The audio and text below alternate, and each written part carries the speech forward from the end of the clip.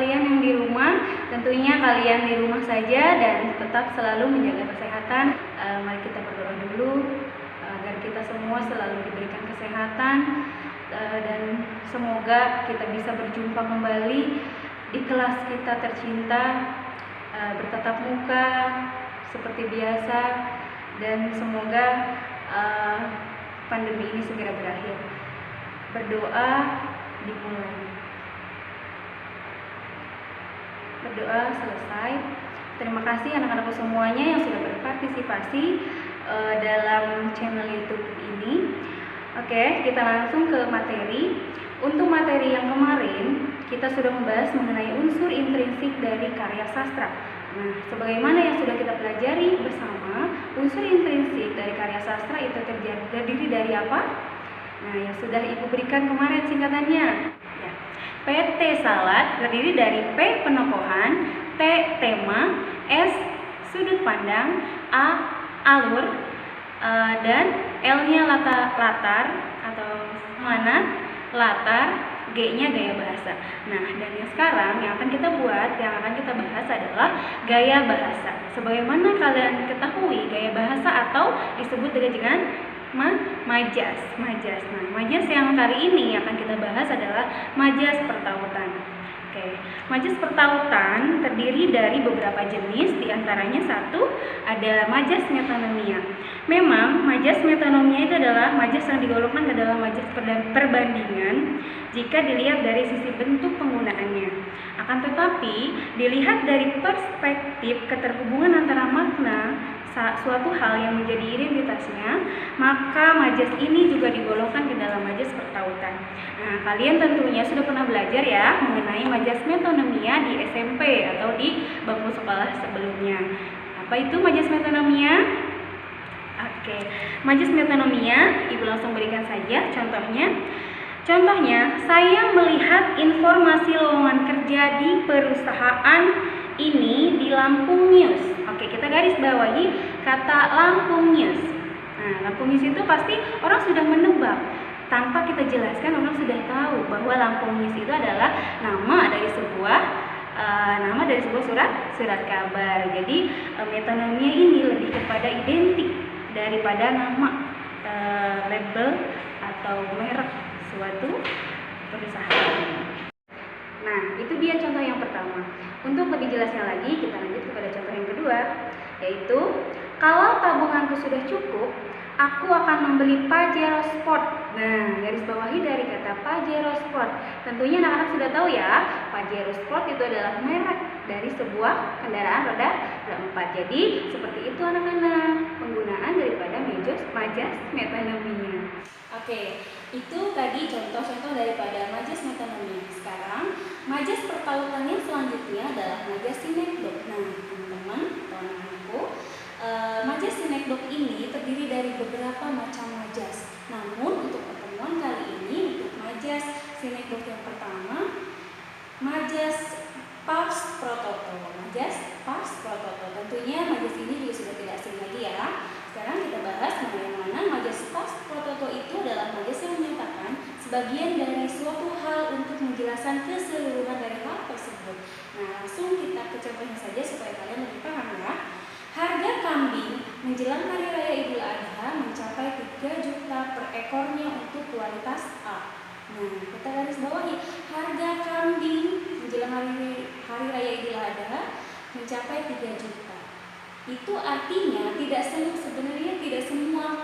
semua kambing yang ada pada menjelang Hari Raya Idul Adha itu berharga 3 juta, tetapi yang mana kalimat di sini hanya menyatakan satu untuk keseluruhan. Artinya tetap harus harga tersebut tidak berpatokan kepada kalimat ini. Oke, yang lebih jelasnya kita ke contoh selanjutnya.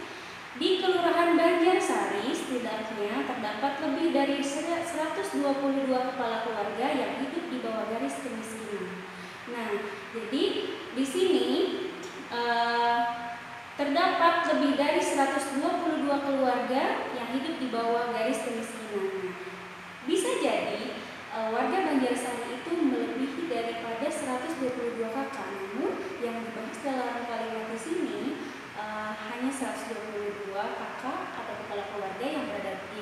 garis kemiskinan itu hanya untuk mewakili daripada masyarakat Banjarsari secara keseluruhan. Baik, anak-anakku, kita lanjutkan kepada majas selanjutnya. Majas Synekdoche yang selanjutnya adalah majas Topeng Proparte. Oke, majas Topeng Proparte yaitu majas atau gaya bahasa yang menyatakan keseluruhan sebagai perwakilan dari sebagian terhadap suatu hal. Nah, sebaliknya kan, berarti majas Topeng Proparte ini adalah sebaliknya daripada majas yang tadi, majas Pars Pro Toto. Kalau Pars Pro Toto menjelaskan keseluruhan, sebagian daripada keseluruhan suatu hal. Kalau majas Topeng Proparte yang menyatakan keseluruhan sebagai perwakilan dari sebagian. Oke, kita langsung ke contohnya ya. SDN 02 Kemiling Permai berhasil mengungguli SDN 3 Kemiling Permai pada final dalam lomba cerdas cermat antara SD Negeri Sekemiling Permai, Sekecamatan Kemiling Permai. Nah, di sini tentunya tidak semua daripada siswa-siswi atau SD 02 dan 03 Kemiling Permai yang mengikuti cerdas cermat. Di sini hanya beberapa siswa saja, tetapi di sini disebutkan SDN 02. Ya, sudah paham ya maksudnya? Jadi kalimat di sini menyatakan keseluruhan sebagai perwakilan daripada sebagian siswa tadi. Ya, mudah-mudahan bisa dipahami. Oke, yang ketiga.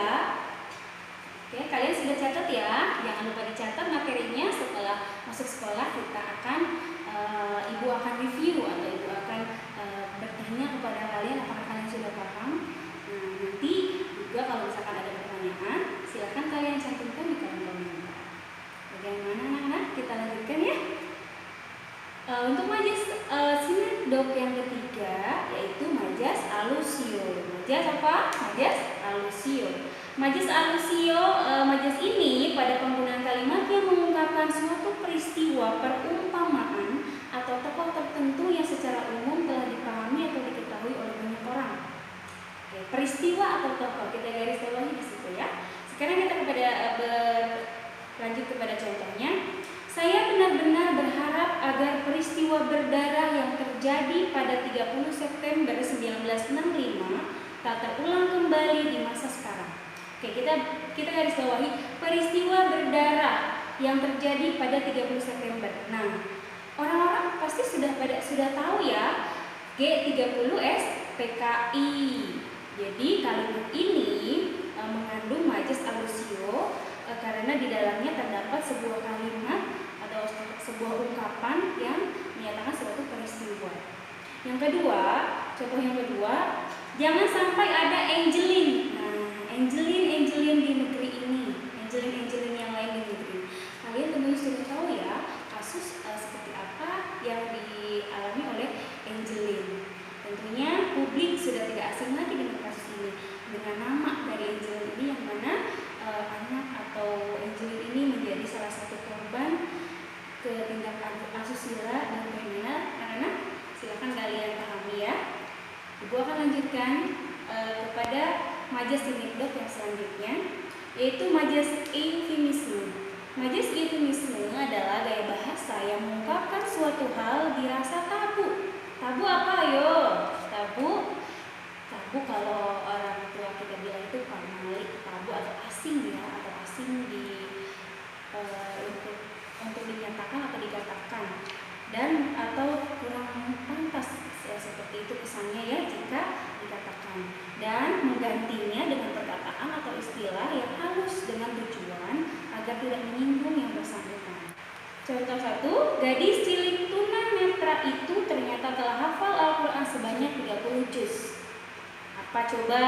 Ungkapan apa yang ada di sini? Iya, betul sekali. Itu tunanetra. Kalian tahu tunanetra? Ya, orang yang tidak bisa melihat. Tentunya tidak mungkin jika kita mengganti kata tunanetra itu dengan gadis cilik buta. Nah, orang tersebut akan tersinggung. Nah, ini adalah salah satu tujuan daripada majas eufemisme. Makanya kita mengganti dengan bahasa yang lebih halus supaya bisa diterima atau tidak menyakiti perasaan daripada orang tersebut ya. Kalimat yang kedua, Mina sengaja datang ke Jakarta mengadu nasib dengan menjadi asisten rumah tangga. Nah, asisten rumah tangga. Orang enak mendengarnya daripada Nina sengaja datang ke Jakarta mengadu nasib dengan menjadi pembantu rumah tangga. Kan orang tersinggung ya. Ya, jadi itulah salah satu fungsi daripada majas eufemisme. Tentunya itu saja yang termasuk ke dalam majas sinekdok daripada majas pertautan. Seperti itu yang tadi sudah kita pelajari mengenai majas pertautan. Di antaranya ada majas metonomia yang termasuk ke dalam majas pertautan, dan yang kedua ada majas sinekdok yang terdiri dari beberapa majas tadi. Ada majas pars pro toto, ada majas totem pro parte, ada majas alusio, ada majas eufemisme, dan majas yang lain yang nanti akan dijelaskan di video selanjutnya.